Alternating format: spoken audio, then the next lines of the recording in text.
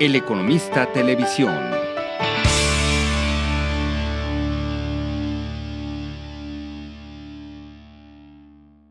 ¿Qué tal? Seguimos aquí en el evento de Digital Luxury Lab 2016 y mi nombre es María Alejandra Rodríguez y en esta ocasión vamos a platicar con Flur Roberts, quien es manager del departamento Luxury Research en Euromonitor.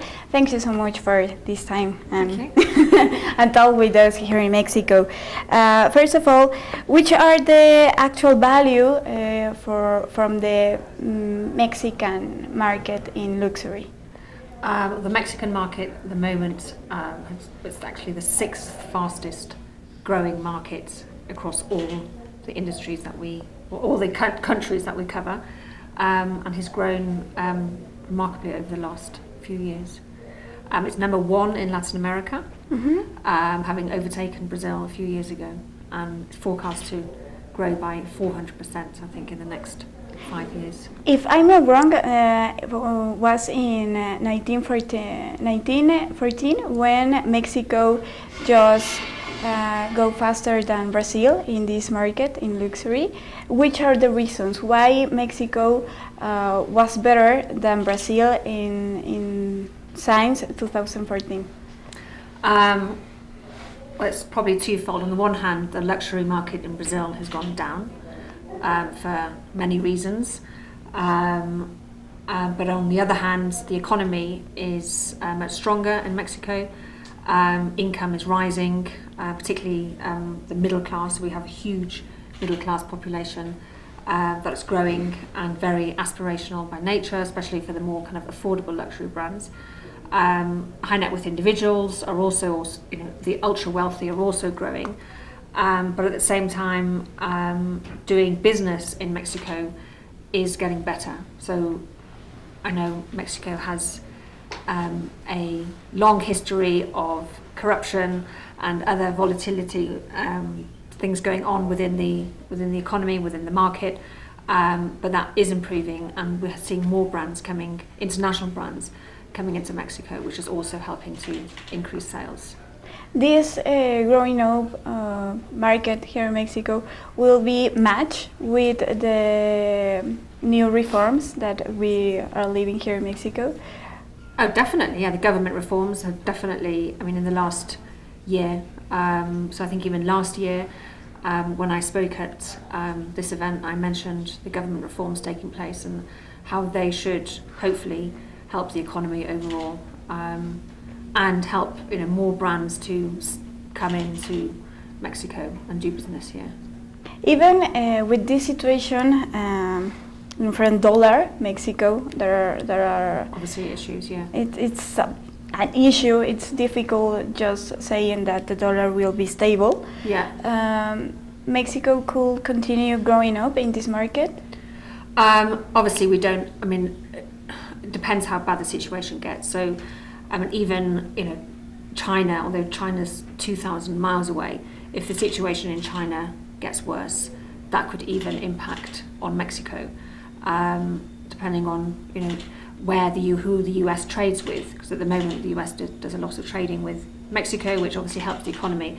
But if the situation in China gets worse and it's much cheaper for the US to trade with China, then we might see the US doing more business with China and less with Mexico, in which case the economy could go down. But obviously, these are all things in the future, so we need to just be aware of difficulties or challenges and obstacles that we might have to overcome. About the products in luxury, with all this situation and our already technology inside, which are the best product or the product that people used to buy much? At the moment, the products or the categories that we cover within luxury, electronic gadgets are the fastest growing. So things like your Tag Heuer connected smartwatch. But these are fastest growing because they've grown from only a few years ago they didn't even exist. But overall, the best performing categories are things like accessories, so bags. Jewellery is doing well, watches are not doing well at all. That's, well, on the one hand, on the back of the floating Swiss franc. So all the Swiss watches, literally within 2 years the prices have gone up. So people can't afford to buy them anymore. But at the same time, people are also in the mid-price. So let's say the your average Tissot watch or your Longines, for example, it's around kind of £1,000 or just over $1,000. Lots, particularly the younger consumers, they might buy an Apple Watch instead of a cheap luxury watch, or an affordable luxury watch. So that as well is really impacting. Also, the government clamped down on luxury gifting. So the Chinese put a ban on all luxury gifting because it was seen as corruption. So that, years ago, you would have a businessman go into a Rolex store and he might buy 5 Rolex watches to give as gifts within the government or to other government officials around the world. But now that's completely stopped. So again, that's completely stopped the market. So not good for watches at the moment. Do you believe that all this new Apple Watch or Samsung Watch technology could disappear or could just forget the luxury watches? It's difficult to say. At the moment, obviously, Tag Heuer, for example, the director, Arnaud, got his surname, from LVMH, he initially, obviously, everyone didn't think that the Tag Heuer watch would perform very well, but actually it completely surpassed expectations, and he said the only problem was that he couldn't make enough of them. But that's where we are obviously at the moment with smart technology. It may be that something else comes into the market which is far more, the next best thing to have, or it could be that we move to other kind of smart products. Which products have been the favorites here in Mexico? Again, accessories performing well, so things like bags, clothing and footwear, general apparel. I'll need to look at the data too. I don't know off the top of my head. Can't problem. Also accessories, so things like sunglasses or bags, they're very aspirational. And you buy a bag and it's going to last you hopefully a good few years, or some sunglasses, depending on how many pairs you buy. If you buy a classic pair, they're going to last. So I think people, especially the younger generations that want to step into luxury, they might not be able to buy a Gucci coat, but they can buy some Gucci sunglasses. So again, we're seeing in an aspirational market where luxury is growing, but it's still quite new for some consumers.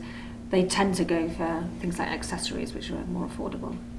And also, which will be the reason of our support for the rise here in Mexico? Because you said that in 1920, Mexico will have value of $17 billion in luxury. No, I don't think. Is it? I don't know. Was it in? The reason for rise here in Mexico, So this market. there's lots of reasons. So first of all, the income increases, better business environment, better infrastructure, and I guess also lots of it is, although the middle class maybe in Mexico aren't the same as the middle class, let's say in the UK. Generally, the middle class in the UK have a lot more money to spend than the middle class maybe in Mexico, but the middle class here is probably far more aspirational, and the more that grows and the more wealth expands, then we'll probably also see more spend in luxury. Also in the e-commerce, which will be the challenge here in Mexico? At the moment, I think I showed in my statistics, it's only 1% of luxury is sold online. So first of all, some of it could be to do with consumers not feeling confident about shopping online. Maybe they're concerned about the payment methods and security. So if that improves, if shipping improves, if the whole customer service of shopping online improves, then hopefully it'll be in a much better position this time next year. But I showed in my statistics how big the mobile or the m-commerce or the smart mobile market is, and what huge potential in theory that could have for the luxury market, introducing things like apps and doing other things through mobile to kind of bring in more consumers. Whether they can't maybe afford luxury now, maybe in the next 5 years they can afford luxury. So if brands start engaging with these consumers now, it's obviously much better for the future as well. Okay, thank you so much. Estuvimos platicando con Flur Roberts, quien es manager del departamento de investigación de Luxury en Euromonitor. No se vayan, seguimos con más aquí en El Economista TV. El Economista Televisión.